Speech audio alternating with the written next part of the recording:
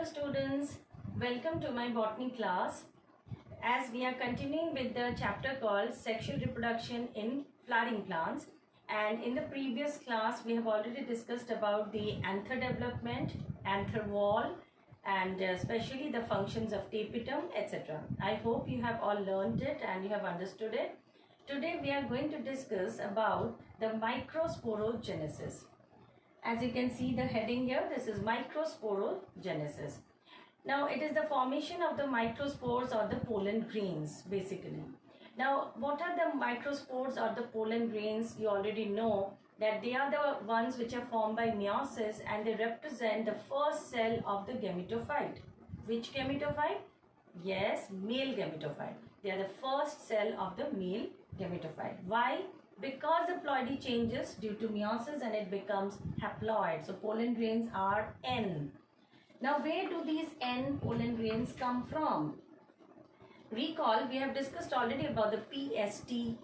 PST, primary sporogenous tissue, which comes from that archisporial layer which you have read, and that archisporial layer was dividing to form the outer parietal layer and the inner sporogenous tissue. So this primary sporogenous tissue will give rise to the microspore mother cells. The microspore mother cells or the pollen mother cells, PMC, are the same.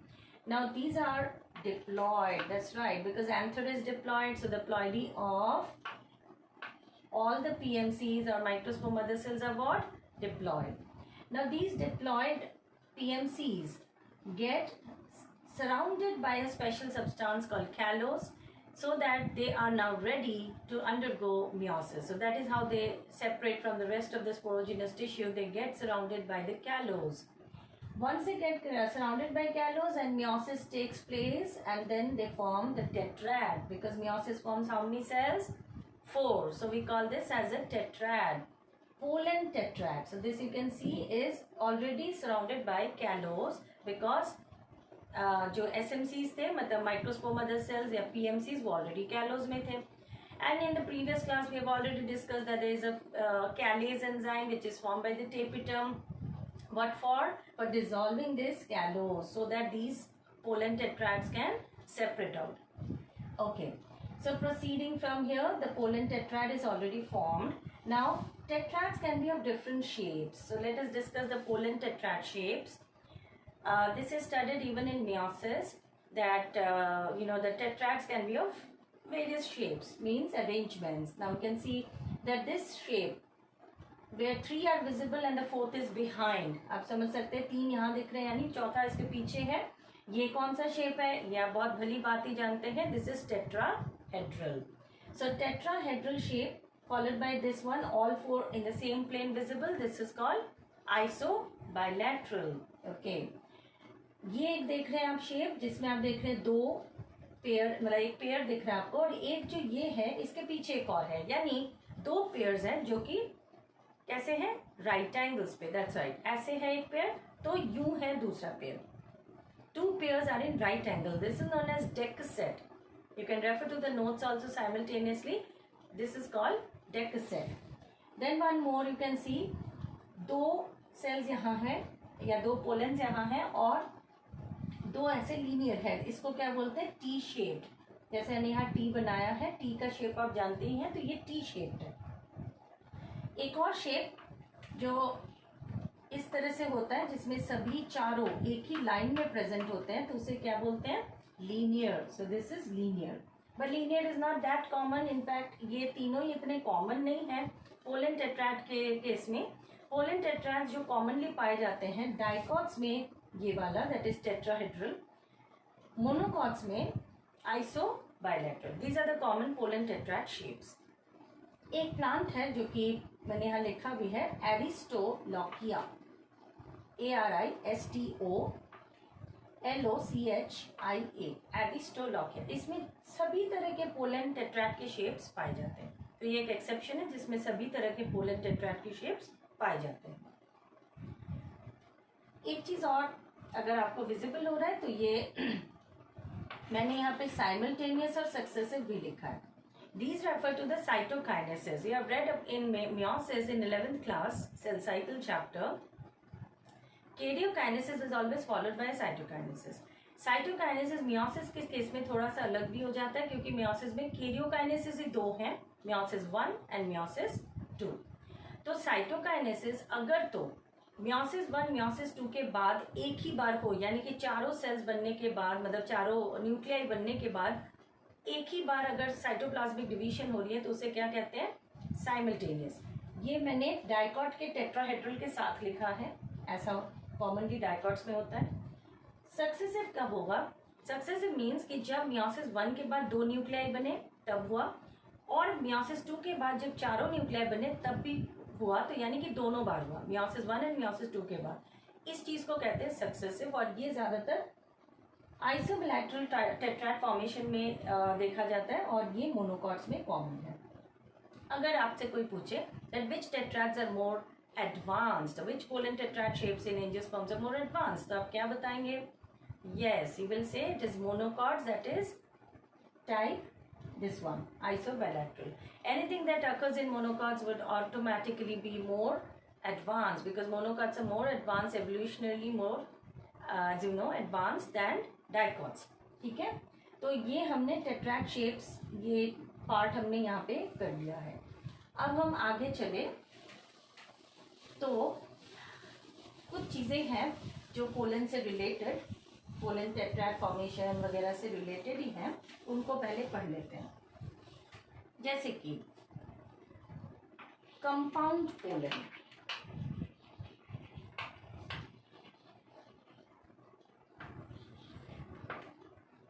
Compound pollen refers to कि अगर pollen tetrad separate ही नहीं हो रहा है, एक ही साथ रह जाए, तो उसे कहते हैं कंपाउंड पोलन। तो हम समझ पा रहे हैं कि यहाँ पे ऐसा कुछ होता होगा कि कैलेज एंजाइम की सिक्रीशन नहीं हो रही है, पोलन टेट्राड कैलोज में ही फंसे हैं, नहीं सेपरेट हो रहे हैं, तो इसे कंपाउंड पोलन कहते हैं। ऐसे कई हम जीनस देखते हैं, जेनेरा देखते हैं जहाँ पे ये विजिबल है, जैसे ड्रोसेरा, टाइफा, जंकस, इलोडिया, तो ये एग्जाम्पल्स आपके नोट्स में हैं। और अगर नहीं भी है तो आप कोई एक दो भी याद करें तो बहुत है, जैसे आप टाइफा कर लीजिए, TIPHA, टाइफा।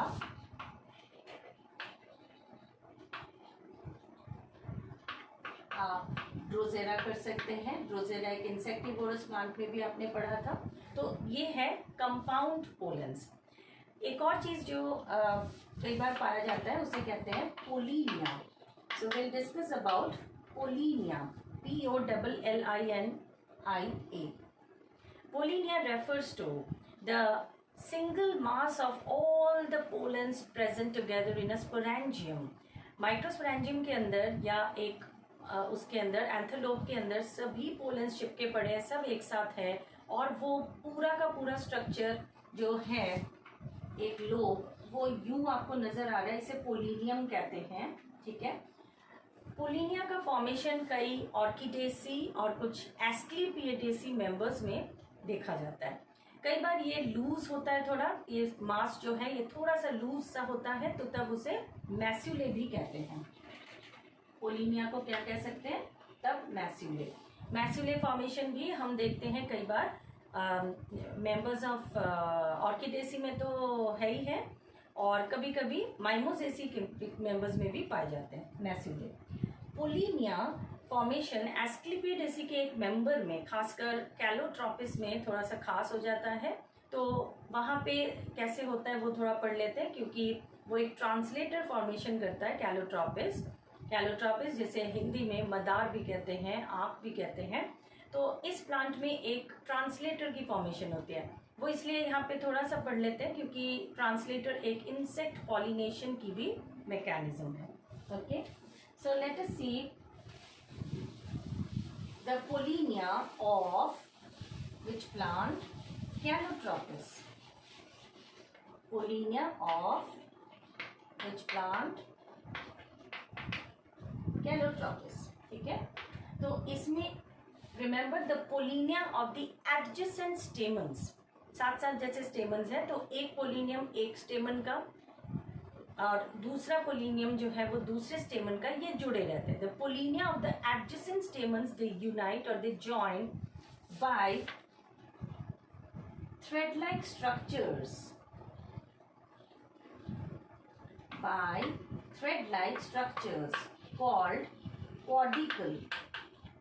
ये मैंने यहाँ लिखा है, ये पोलिनिया आप देख सकते हैं, ये एडजेसेंट स्टेमन्स के हैं, यानी ये पोलिनियम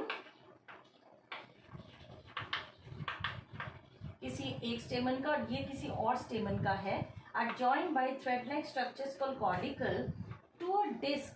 ये एक डिस्क है, टू अ डिस्क, मैं यहाँ लिख रही हूँ डिस्क का नाम corpusculum, to a disc called corpusculum, CORPUSCULUM, corpusculum. इस तरह से सभी जो पोलिनिया हैं वो जुड़े रहते हैं. अब जैसे मान लीजिए इसका दूसरा जो इसी स्टेमन का जो दूसरा पोलिनिया है वो अब किसी और स्टेमन के पोलिनियम के साथ जुड़ा हुआ है. ठीक है, आप समझ रहे हैं, ये एक स्टेमन है और इस स्टेमन का ये पोलिनियम तो इस वाले के साथ जुड़ा हुआ है और इसका ये पोलिनियम जो है या एंथेलोप ये दूसरे स्टेमन के साथ जुड़ा हुआ है. इस तरह से आप समझ रहे हैं कि पूरा का पूरा एक यूनिट बन जा रहा है. इस पूरे यूनिट को, जो पोलिनिया जुड़ते चले गए, इस पूरे यूनिट को क्या कहते हैं? ट्रांसलेटर. इस पूरे यूनिट को ट्रांसलेटर कहते हैं. ट्रांसलेटर जो है वो फिर जाकर कहाँ पे अटैच्ड है वो भी देख लेते हैं. ट्रांसलेटर्स कार्पेल के एक डिस्क सा बन जाता है. Carpel is like a disc called gynostegium. In Calotropis में कार्पेल का एक डिस्क बनता है जिसे क्या बोलते हैं? गाइनोस्टीजियम. तो इस गाइनोस्टीजियम के ऊपर अगर आप देखें तो यहाँ पर पोलिनिया अटैच्ड या ट्रांसलेटर यूं अटैच्ड. ठीक है, इसको थोड़ा सा आप गूगल इमेज वगैरह देख के थोड़ा और आइडिया लगा सकते हैं, बट इतना कोई ज़्यादा डिटेलिंग आपको नहीं चाहिए, बट थोड़ा सा एक आइडिया कि पोलिनिया जो है ये सब जुड़े हुए हैं और ये ट्रांसलेटर बना रहे हैं. ट्रांसलेटर खुद जाकर इस गाइनोस्टीजियम कार्पेल डिस्क पे अटैच्ड है. इंसेक्ट्स जो है वो अट्रैक्ट होते हैं इस डिस्क की तरफ, वो बैठते हैं इस पे और जब वो फ्लाई अवे करते हैं तो ये कॉर्डिकल्स जो थ्रेड लाइक आप देख रहे हैं ये इंसेक्ट्स के बॉडी के साथ चिपक जाते हैं. तो उसको बहुत ही अजीब सा लगता है. जब इंसेक्ट उसे छुड़ाने की कोशिश करता है तो ये पहली बार तो ये पूरा ही ट्रांसलेटर उसके बॉडी के साथ लिफ्ट हो जाएगा क्योंकि सारे जुड़े हुए हैं. तो insect will lift this entire translator और फिर ये इधर उधर जब इंसेक्ट उसे छुड़ाता है तो इधर उधर डिस्पोज होता है. सो this is how it is insect pollination mechanism called translator mechanism in Calotropis. इसलिए थोड़ा सा इसे डिस्कस किया.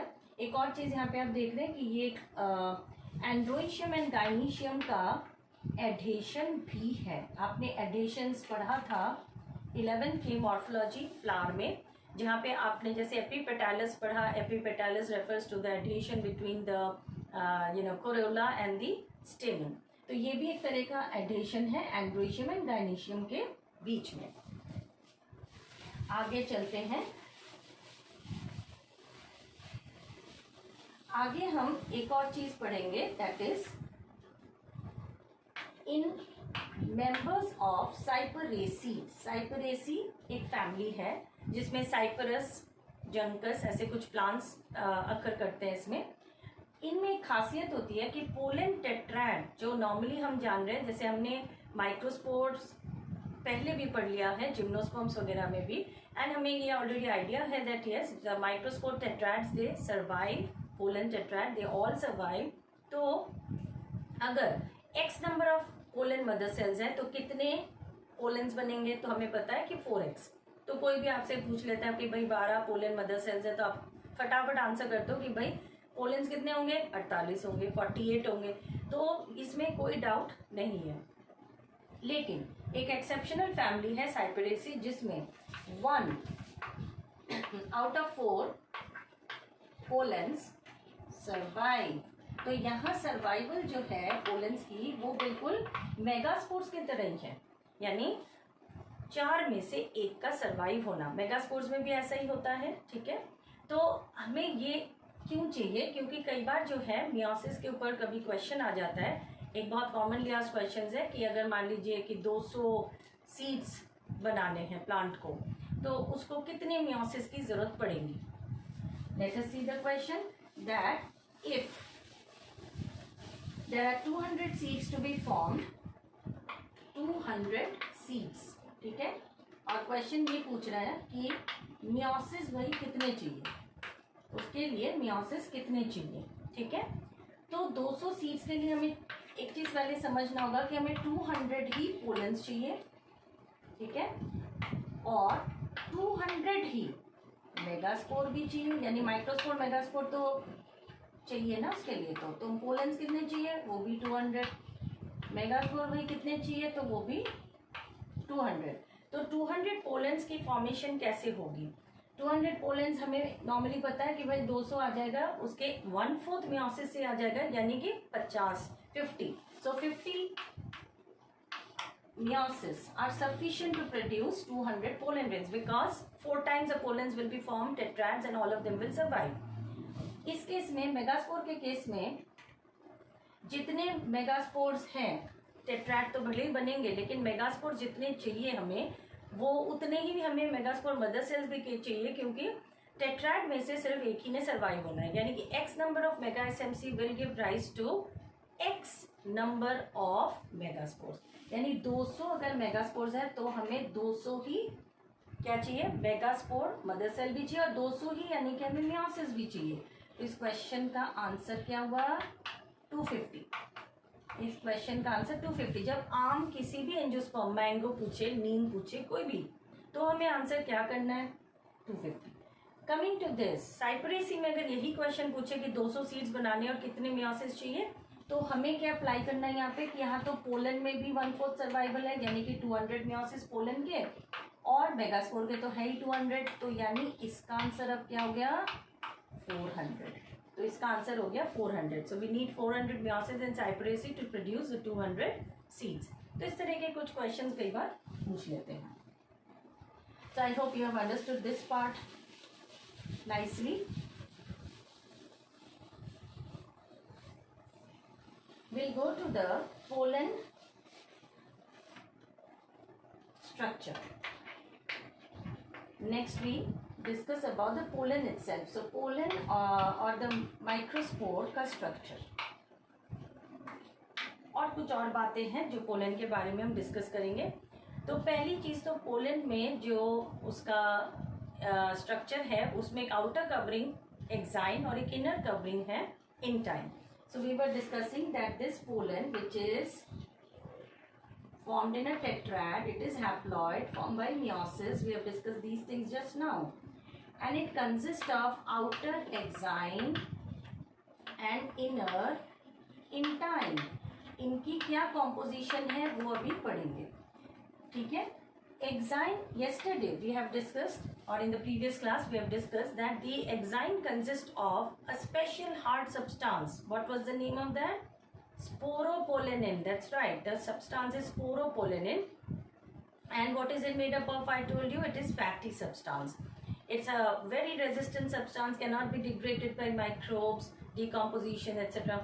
So this substance forms the exine covering, whereas what is intine? Intine अंदर वाला लेयर है जो कि पेक्टोसेल्यूलोजिक है, यानी किन दो चीजों से बनी हुई है, पेक्टिन एंड सेल्यूलोज। तो इंटाइन थिन है कंपेयर टू एक्साइन, तो थिन ही है, और ये पेक्टिन और सेल्यूलोज कॉम्पोजिशन का है, बनी हुई है। एक्साइन जो स्पोरोपोलोनिन से बना है, this it's NCERT mentions a line ki it has architecture of various shapes and forms or color and this and that. What does it mean, the architecture? और कई बार लिखा होता है sculpturing. There are different pollens, the exine sculpturing. So this refers to the deposition of sporopollenin, कि वो तरह तरह से sporopollenin deposited है, जिसकी वजह से उसमें पैटर्न्स डिजाइन्स बनते हैं। पैलिनोलॉजिस्ट जो पोलन स्टडी करते हैं वो इन चीज़ों को देखकर यहाँ तक बता देते हैं कि पोलन जो है वो किस टैक्सा का है, मतलब कि कौन से फैमिली का वगैरह, तो वो काफ़ी डिटेलिंग में इन चीज़ों को स्टडी करते हैं। एक्साइन जिसपे स्पोरोपोलेनिन है, अभी हमने दोबारा इसे रिवाइज किया, तो एक्साइन के भी 2 लेयर्स होते हैं, एक बिल्कुल ही आउटर जिसे एक्ट एक्साइन कहते हैं, और एक इनर जिसे एंड एक्साइन कहते हैं। तो ectexine and endexine are the 2 layers of the exine. Ectexine जिसमें स्पोरोपोलिनिन बिल्कुल है ही है, और इसके डिफरेंट डिफरेंट शेप्स, पैटर्न्स, कई तरह के डिपोजिशंस होते हैं, उस डिटेल में हमें नहीं जाना है। एंटेक्साइन इनर वाले में, इसमें भी स्पोरोपोलिनिन है, so there should be no confusion, but in endoxine there are some points where the sporopollenin is absent. Wherever the sporopollenin is absent, those points are called as germ pores. उनको क्या कहते हैं? उनको कहते हैं germ pores. इन germ pores का मतलब कारण क्या है, क्या यूज है इनका? germ pores होने से ही उस पॉइंट पे आकर जो एक्साइन है वो रप्चर हो पाता है, वीक पॉइंट है वो रप्चर हो पाता है। जब वो रप्चर होगा तभी तो ये जो आप इंटाइन देख रहे हैं, इस इंटाइन की ही इलॉन्गेशन होगी। जैसे मान लीजिए यहाँ पे कोई जर्म पोर था और ये रप्चर हुआ, एक्साइन यहाँ पे रप्चर हुआ, तो ये जो इंटाइन है ये ग्रो कर सकता है। जैसे ये ग्रो कर जाएगा बाहर, तो इंटाइन ही तो इलॉन्गेट करके क्या बनाता है? Pollen tube. ये आपने जिम्नोस्पर्म में भी पढ़ा कि pollen tube formation seed plants में ही स्टार्ट हो गया था, दैट इज फ्रॉम जिम्नोस्पर्म। तो ये आप देख रहे हैं ऐसे पोलन ट्यूब की फॉर्मेशन हो गई। तो जर्म पोर का उद्देश्य यही है कि पोलन ट्यूब बनाने के लिए ये एक वीक पॉइंट है। Now the germ pores can be 1, 2 और समटाइम्स मेनी। यूजुअली जैसे 1 मोनोकॉट्स में बहुत कॉमन है, तो उन्हें मोनोकॉल्पेट कहा जाता है, एक टर्म है उसके लिए, तो उसे कहते हैं मोनोकॉल्पेट। अगर कभी 2 हो जाए तो उसे बाइकॉल्पेट, या 2 से ज्यादा ट्राइकॉल्पेट, कभी कभी बहुत रेयरली डाइकॉट्स में 2 से 3 से ज्यादा भी पाया जाता है। जैसे एक प्लांट है डाइकॉट में, लूफा, आपने पढ़ा भी है शायद, कभी सुना है। लूफा कुकुरबिटेसी का एक मेंबर है। इसमें highest number of germ pores होते होंगे, इसीलिए highest number of pollen tube formation reported है। क्योंकि आप देखो, अगर लूफा में मैं कहती हूँ कि highest that is 14 number of pollen tubes reported है, तो ये कैसे संभव है? अगर उसमें एटलीस्ट उतने जर्म पोर्स ना हो तो वीक पॉइंट्स होंगे, तभी ना पोलन ट्यूब्स निकल पाएंगे। तो इसमें 14 तक भी पोलन ट्यूब्स निकल आते हैं। कोई आपसे पूछे कि अगर किसी माइक्रोस्पोर से 3, 4, 5 जितने भी ऐसे पोलन ट्यूब्स निकल रहे हैं, क्या सभी में कुछ मेल गेमेटोफिटिक सेल्स होते हैं? No, male gametophyte will be carried, that is male gamete specially will be carried by only 1 pollen tube, बाकी सब खाली होते हैं। वो वीक पॉइंट्स हैं तो ठीक है, वो निकल गए, क्योंकि इंटाइन को इलॉन्गेट ही तो करना है, ऑक्सिन उससे हेल्प कर रहा है, growth of intine is pollen tube, तो वो निकल गए। लेकिन मेल गेमेटोफाइट किस में है? तो एक ही पोलन ट्यूब में मेल गेमेटोफाइट है। I hope this part is understood by all of you. So exine we have discussed, monocolpate, bicolpate, such terms we have discussed. एक और टर्म बता देते हैं इसके साथ साथ कि अगर एक नॉर्मली जैसे एक ही पोलन ट्यूब निकलता है तो इसे कंडीशन को मोनोसाइफनस कहते हैं। साइफनी टर्म आप पहले जो सुन चुके हो, that साइफनोगेमी is a pollen tube formation itself. Pollen tube में जो मेल गेमीट्स कैरी होते हैं उसी को साइफनोगेमी कहते हैं। तो एक पोलन ट्यूब मोनोसाइफनस, एक से ज्यादा पॉलीसाइफनस। तो ये 2 टर्म्स जनरली पॉलीसाइफनस डाइकॉट्स में देखा जाता है। तो ये एटलीस्ट आपने पोलन ट्यूब फॉर्मेशन कैसे होती है तो ये बात आपने समझा, और पोलन वॉल को समझा। एक्साइन प्लस इंटाइन जो पोलन वॉल है उसे कई बार स्पोरोडर्म भी कहते हैं। Pollen wall exine plus intine is also called as what? Sporoderm. Pollen के बारे में पढ़ते हुए कुछ चीजें और जान लेते हैं। That is first, the study of pollen को क्या कहते हैं? I have repeated a few times in my lecture. It's called as palynology. तो पैलिनोलॉजी में हम क्या चीजें कुछ डिस्कस करते हैं? तो पहली बात कि कुछ पोलन ग्रेन्स हैं जो एलर्जीज कॉज करते हैं, इनको कहते हैं एरो एलर्जेंस, क्योंकि एयर में pollens are very small. How small are the pollens? As your NCERT mentioned, the pollens are spherical and they are 25 to 50 micron in size. So this is the size of the pollen, 25 to 50 microns. So they are quite small. They're just like bacteria and all present in air. तो वो हम inhale कर लेते हैं तो हमारे अंदर वो respiratory breathing problems like asthma, bronchitis ये सब कर सकते हैं.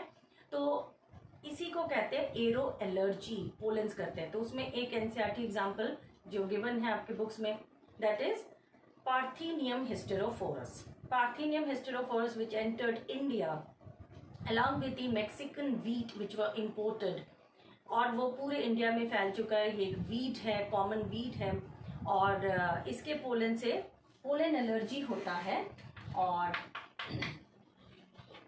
It's an allergen. और इस तरह के पोलन एलर्जीज को कई बार हे फीवर भी कहा जाता है.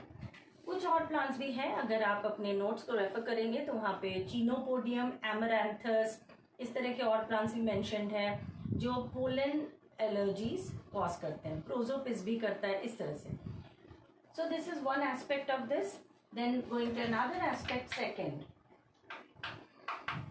Pollen grains can be very potential health supplements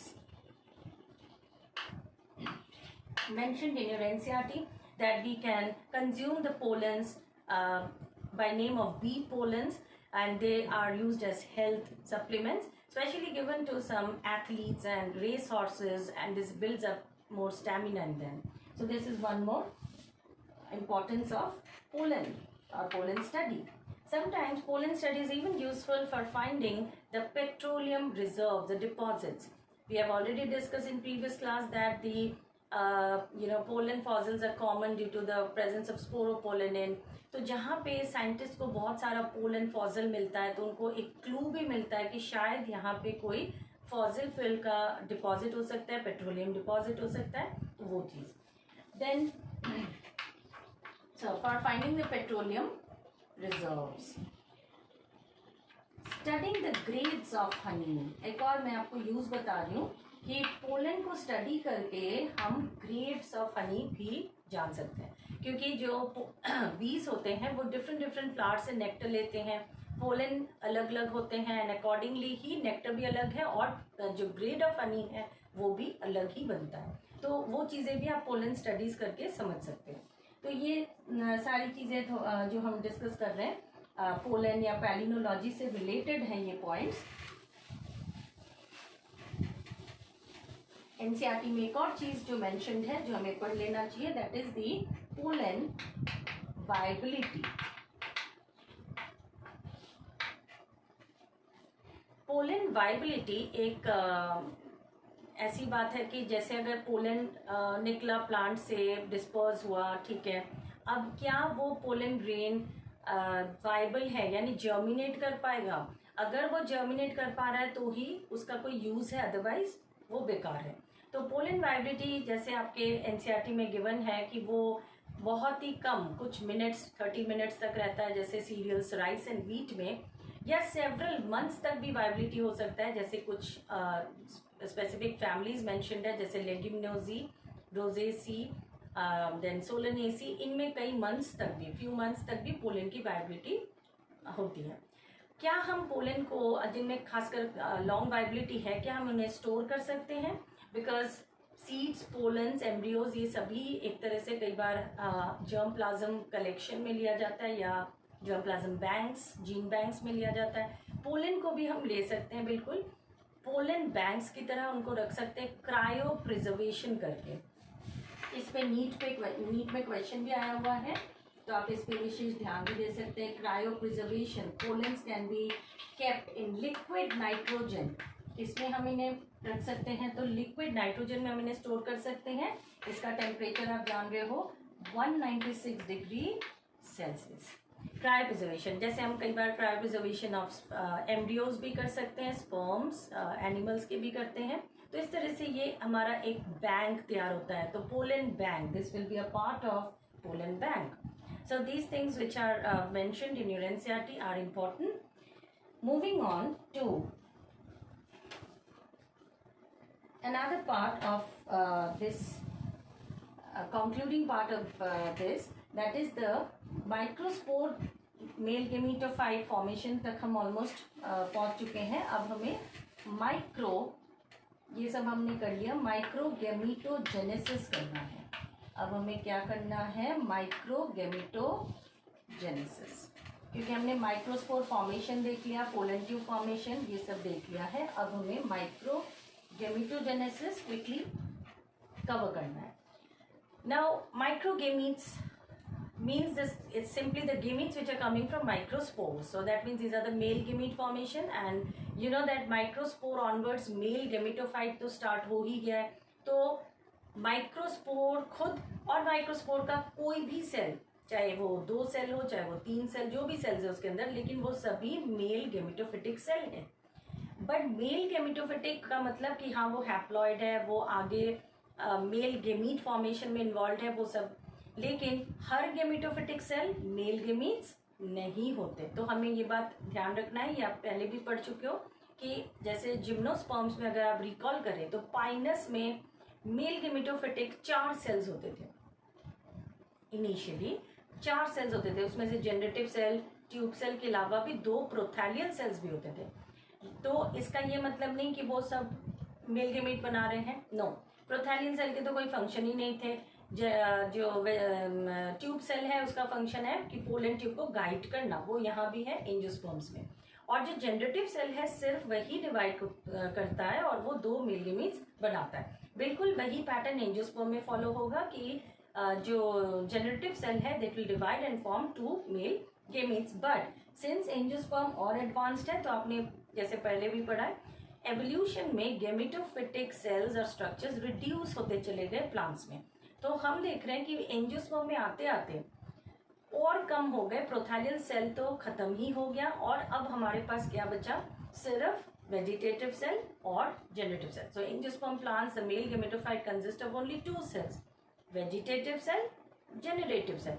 and how will they be form, because microspore तो एन है, वो ऑलरेडी फॉर्म्ड है, और उसमें अब एक माइटोसिस होना है। So microgametogenesis, this is the microspore or pollen, this is the microspore or pollen grain which is N।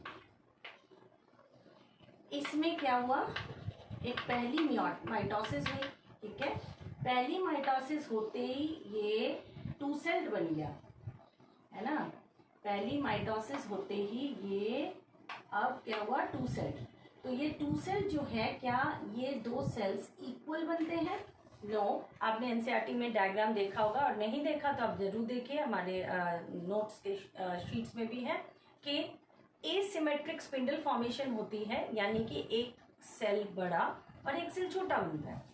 तो इस तरह से एक डायग्राम आप देखेंगे कि एनसीईआरटी में और बुक्स में गिवन है। ये बड़ा सेल जो है, ये आप जान रहे हैं कि ये वेजिटेटिव सेल है, वीसी मैं लिख रही हूँ, वीसी। जो छोटा दिख रहा है ये कुछ स्पिंडल शेप सा होता है, हो सकता है यहाँ पे इतना अच्छा ना दिख रहा हो, तो spindle you know the shape like this, 2 tapering ends, तो ये स्पिंडल शेप सा होता है। This is generative cell. Largest cell VC, vegetative cell, और the smallest cell is generative cell. VC आगे चल के कई बार इसको ही हम ट्यूब सेल ही कहते हैं, इसको वेजिटेटिव सेल और tube cell is the same. तो generative cell is spindle shaped and it floats in the cytoplasm of the vegetative cell. It floats in the cytoplasm of vegetative cell. तो ये 2 cell stage जो आप यहाँ देख रहे हैं, how many plants have this 2 cell stage dispersal? क्योंकि pollen को देखो डिस्पर्स होना होता है, मेगास्पोर प्लांट में ही रह जाता है, मेगास्पोरेंजियम के अंदर, बट जो माइक्रोस्पोर पोलन है उसे डिस्पर्स होना होता है। इसलिए ये सवाल उठता है कि माइक्रोस्पोर या पोलन कब डिस्पर्स होगा। तो 2 सेल स्टेज पे ही अधिकतर डिस्पर्स होते हैं, that is 60% angiosperm, it is dispersed at 2 cell stage. But that means there are some others, that is around 40% angiosperm, जहाँ पे क्या होता होगा, yes there is one more mitosis, एक माइटोसिस, सेकेंड माइटोसिस भी हो जाता है, ये फर्स्ट था, so this is mitosis first. जैसे ही सेकेंड माइटोसिस हुआ तो क्या हुआ, सेकेंड माइटोसिस मीन्स कि which cell will divide, it is the generative cell that divides, VC divide नहीं करता है, और स्लाइटली अनइक्वल 2 सेल्स बनते हैं यहाँ पे, ठीक है, जिन्हें कहते हैं 2 मेल गेमीट्स।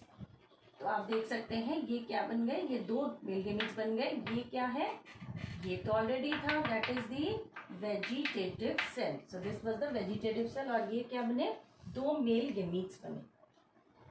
अब आपका ये 3 सेल्ड मेल गेमेटोफाइट तैयार है, इस स्टेज पे आना ही है। चाहे कोई भी पोलन ग्रेन है, उसको इस स्टेज को तो हिट करना ही है। लेकिन सवाल ये है कि डिस्पर्जल के टाइम पे या बाद में। तो अधिकतर डिस्पर्जल के टाइम पे ये नहीं होता है, 60% 2 सेल स्टेज पे डिस्पर्स हुए।